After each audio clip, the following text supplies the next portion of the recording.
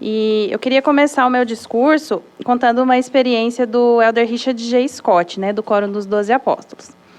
Ele fala assim, que a esposa dele, né, ele fala: minha querida esposa Jenny amava o livro de Mórmon. Em sua juventude, quando ela era adolescente, ele se tornou o alicerce de sua vida. Foi uma fonte de testemunho e ensinamento durante o seu serviço missionário de tempo integral nos Estados Unidos. Quando servimos no campo missionário, na Argentina, ela incentivou intensamente o uso do livro de Mórmon em nosso trabalho de proselitismo. Jenny confirmou no início de sua vida que aqueles que leem constantemente o livro de Mórmon são abençoados com uma medida a mais do Espírito do Senhor, uma maior determinação de obedecer aos seus mandamentos e um forte testemunho da divindade do Filho de Deus. Não sei por quantos anos, ao aproximar-se o fim do ano, eu a vi sentada em silêncio, terminando diligentemente de ler o livro de Mórmon inteiro, mais uma vez antes do final do ano. Em 1991, eu queria dar um presente de Natal especial para minha família. Para registrar o cumprimento desse desejo, escrevi em meu diário pessoal. São 00:38, quarta-feira, 18 de dezembro de 1991. Acabei de concluir uma gravação de áudio do livro de Mórmon para minha família. Essa foi uma experiência que aumentou meu testemunho dessa obra divina e fortaleceu em mim o desejo de estar mais familiarizado com suas páginas, a fim de destilar a partir dessas escrituras verdades para serem usadas em meu serviço para o Senhor. Então, ele contou uma experiência que ele teve, né, e que a esposa dele sempre lia o livro de Mórmon todo ano. Ela lia e terminava. E ele gravou o livro de Mórmon, né, ele lendo, para a família dele poder ouvir.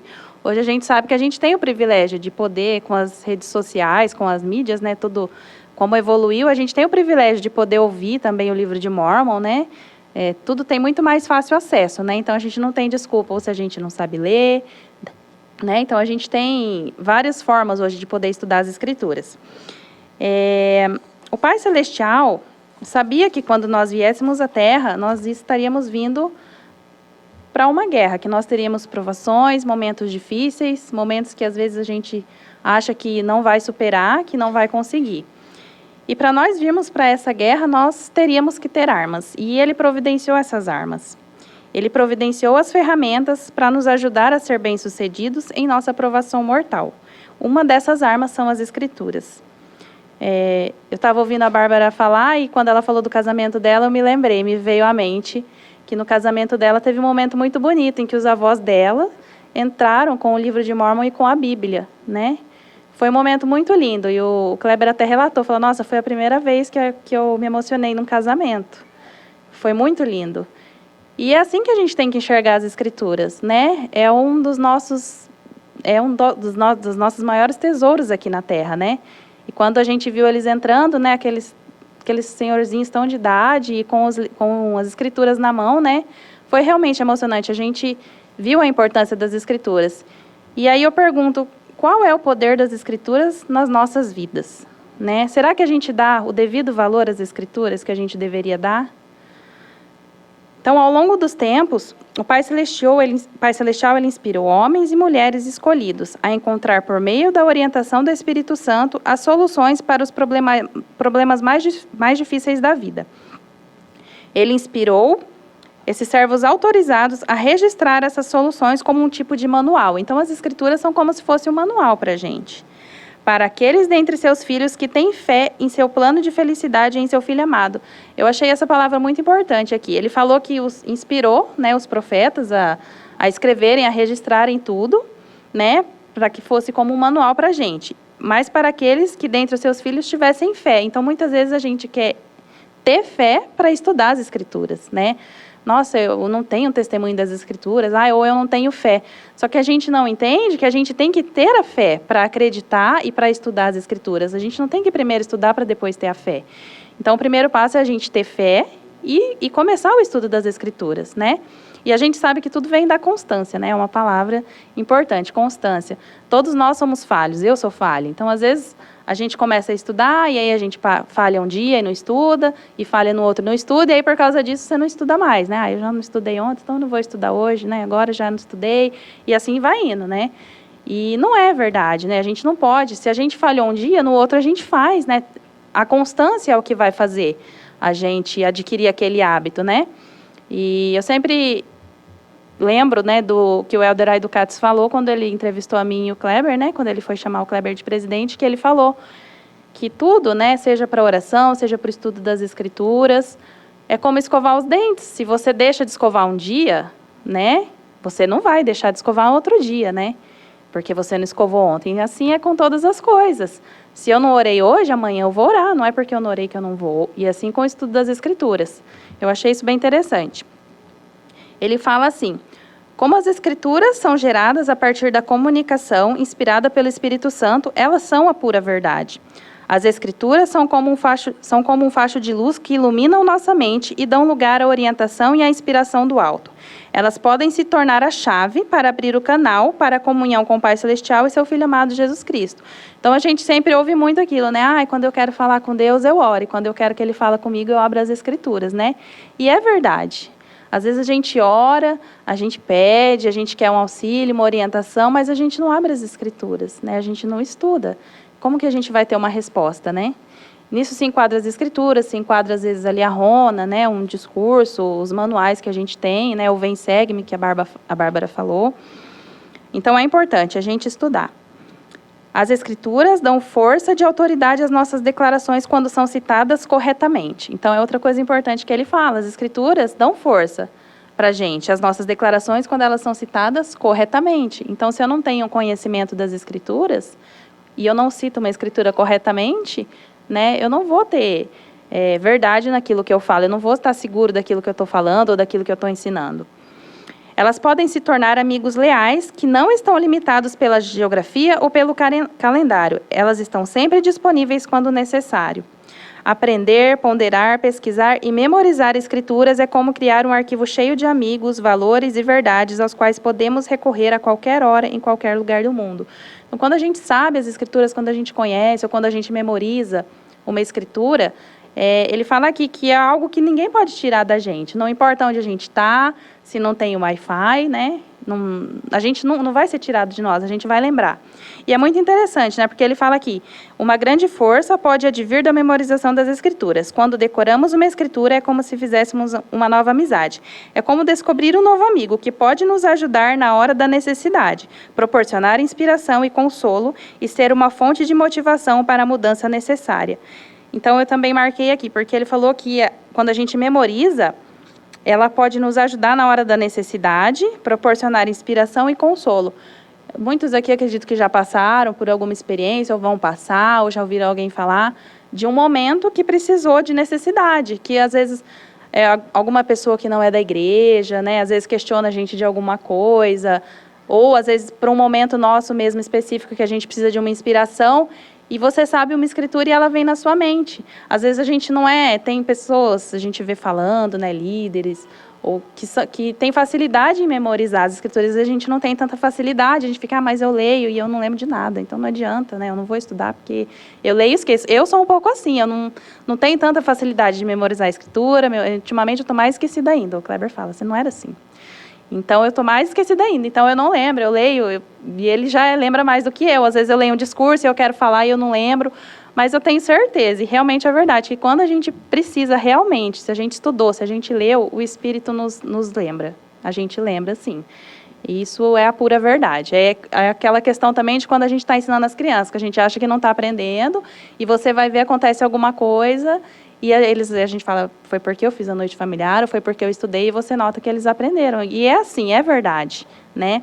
E esse testemunho, essa fé, a gente só pode adquirir com o estudo das escrituras, né? A gente teve uma experiência também lá em casa, acho que o Kleber até já contou aqui, a gente estudando, né, sempre o livro de Mórmon na noite familiar, em casa, lendo com a Sofia, e a gente estava no carro, e eu não lembro o que deu errado para ele na hora de entrar no trabalho, que ele ficou muito bravo, e começou a xingar, né, não...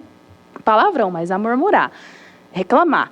E ela olhou para ele e falou, pai, você está parecendo a mãe Lemuel, né? E aí ele olhou para ela e ele falou, realmente, eu estou parecendo a mãe Lemuel. E eu comecei a dar risada, né?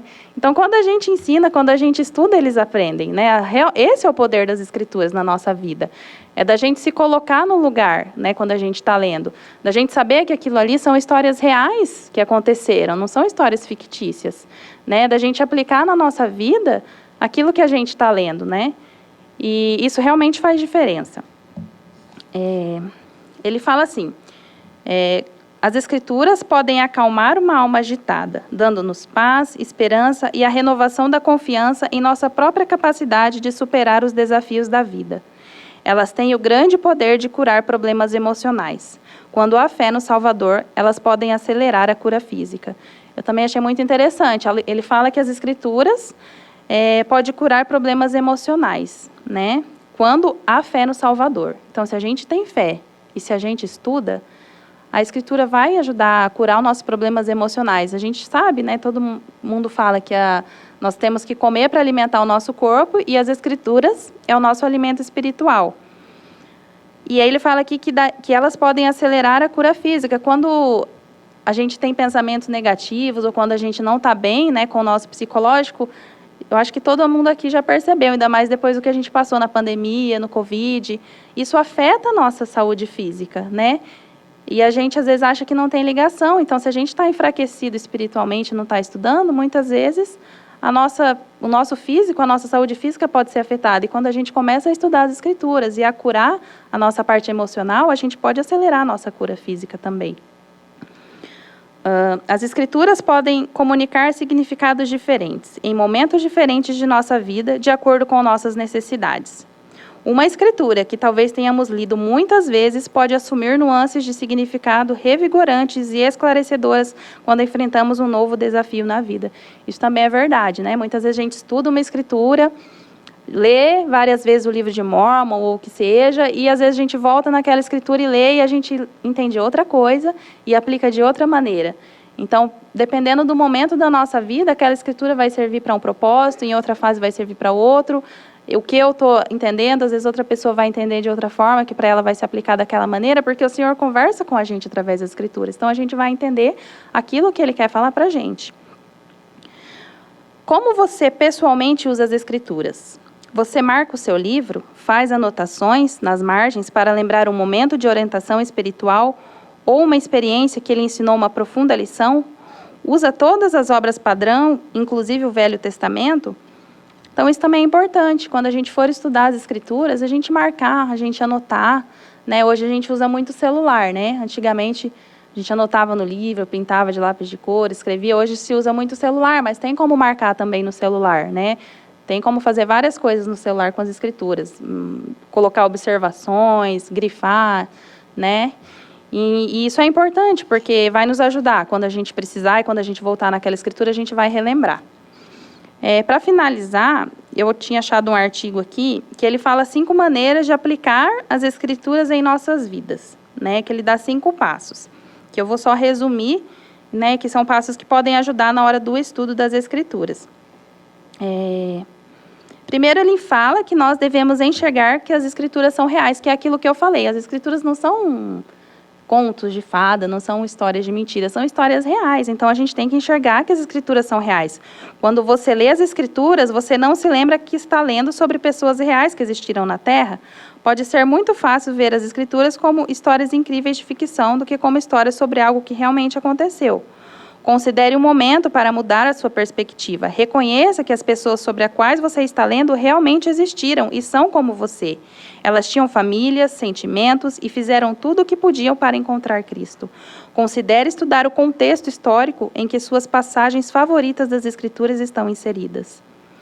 Depois ele fala colocar seu próprio nome. Quando a gente lê aquelas Escrituras, né, que ele direciona, né, ou que ele direciona para alguém, que a gente possa colocar o nosso nome, porque a gente está lendo para a gente. É uma história que alguém passou, mas aquele momento a gente está lendo e está aplicando a nossa vida naquilo.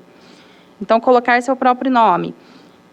Depois ele fala fazer uma conexão com sua atual circunstância, com aquilo que você está vivendo no momento. Então, quando você lê, estuda as Escrituras e vê uma determinada história, uma determinada escritura, que você possa relacionar com o que você está vivendo hoje. O que eu posso pegar disso e aplicar na minha vida hoje? O que está acontecendo de semelhante?